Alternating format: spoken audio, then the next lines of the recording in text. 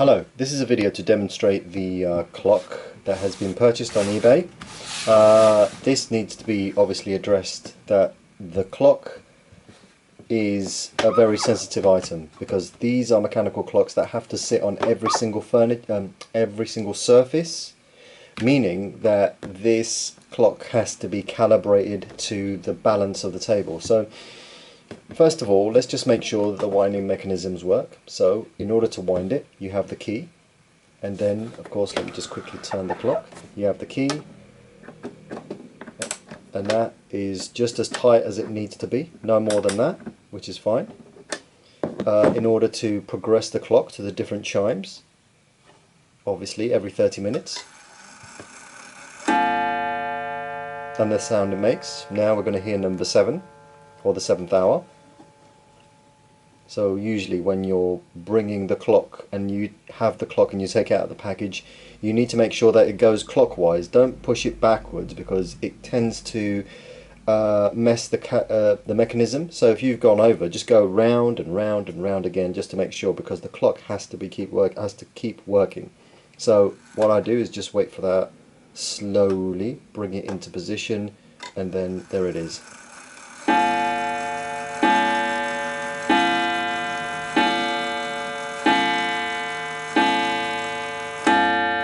So what I'll do is, now we've wound it, now we've positioned it, what I'm going to do is I'm going to show you the back of the clock. The back of the clock allows you to actually see how it's actually calibrated, so let's just wait a moment. So here you can see that inside here, and let me just get a little bit of light in here. So what you've got is you've got the hammer here, and let's hear that one more time. So I'm going to bring the minute hand to very, very slowly, always slowly, and then that's the half-past point. So now we know that that works perfectly fine. Then I'm going to bring it to balance. So what I mean by balance is, at the moment I've moved this clock on an uneven surface and then turned it around, and it's still uneven. It needs to be calibrated, and this is how you calibrate it. You have the pendulum that you'll receive at the post. You have it hung, so you've got these two metal prongs here that allow you to hook on to the actual device, and apologies if you already know this. So it hooks onto here, and now what I'm going to do is I'm going to tick it so that you can see it. So what I'll do is I'll bring the camera closer so you're able to see it, and also the adjustments that I'm about to make. So what you got is this. Let me just make sure that that's in position. Okay, so I'm going to tick it.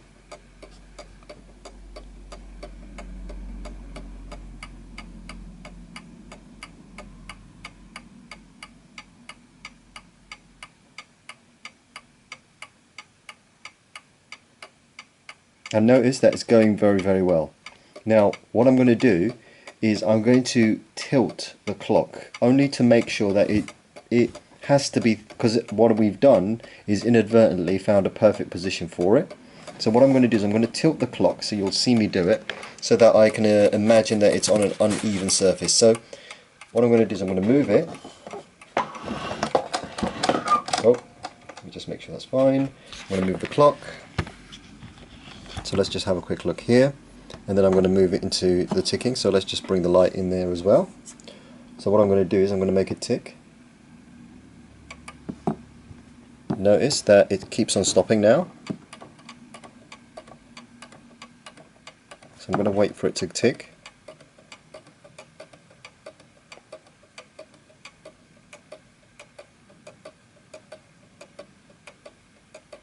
Notice that the tick is longer than the tock, and at some point this will actually stop. So there you go. The reason why it stopped is because it's on an uneven surface. So what I'm going to show you is here, in this section here, you're able to adjust the calibration. So these two little prongs here on either side of the main pendulum is a little L shape that comes out. You push it a little bit beyond its point, meaning that this is made to adjust to the surface that it's on. So you can hear now that the tick is no longer longer than the talk.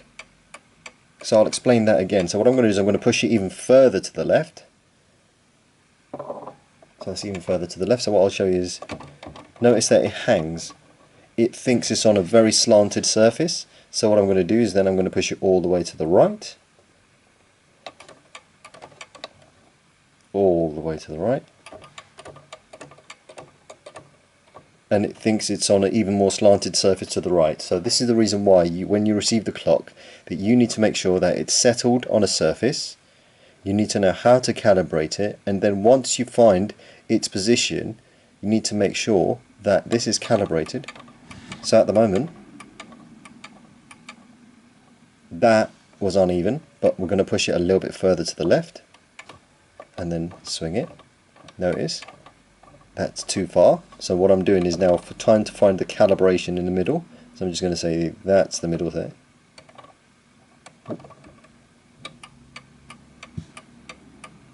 So as you can hear, the tick and the tock is evenly spaced.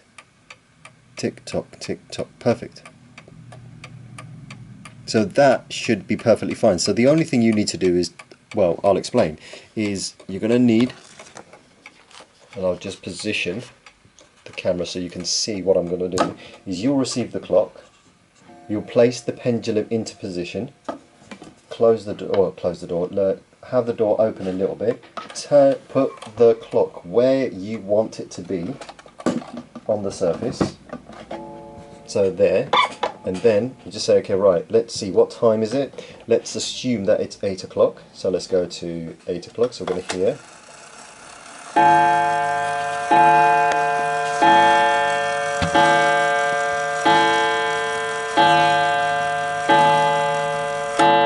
Now that is 8 o'clock on the dot, and then what happens is, when you've placed it on a surface that you're happy with, what you need to do is reach to the back at where it is without moving the clock and just see if it sounds perfectly fine. So I'm not moving the clock at all, but I can tell by the way it's ticking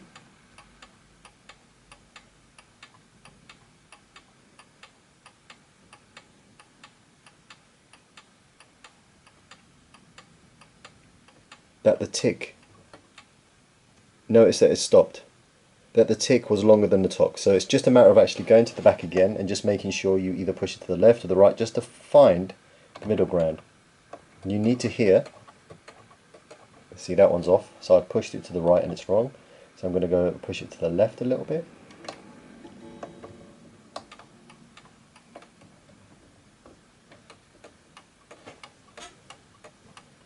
So as you can hear right now,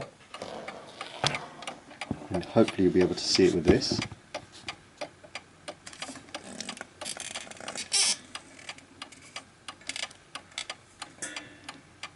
that the tick and the tock are evenly spaced. And then at this point, what you're able to do is close the door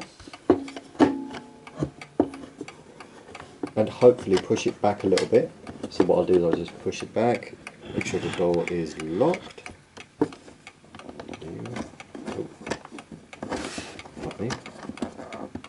There we go.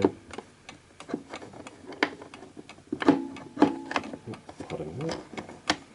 There we go. So the door's locked. And then what I'll do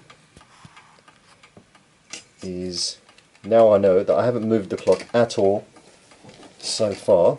So what I'm going to do is close the front, push it back into position, and now I can leave it. And let's just basically watch that for a second.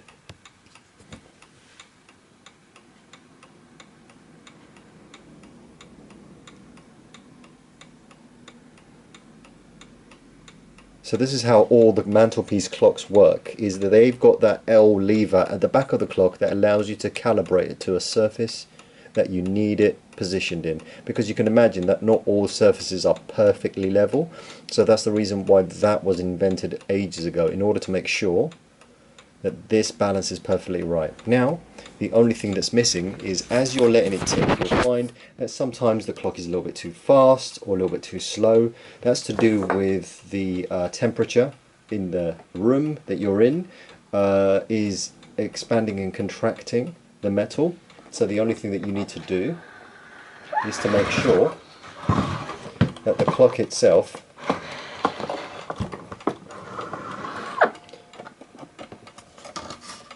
so as you can see here, the clock itself has got a little winding mechanism.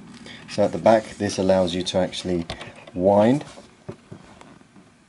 speed it up by going in to the right, and slow it down by going left out to the left. And that just basically allows you to control how fast this thing will go. So at the moment for my room, it is at that position. So if the house is warm, it will expand the metal in time, and then you might need to sort of twist it tighter to speed it up a little bit in order to compensate for the heat in the room. If it's too cold, the metal will contract, so you might need to unwind it. So did you see that? That was because the clock had moved. So what I'm going to do is I'm just going to calibrate it one more time. So all I did was just nudge it ever so slightly.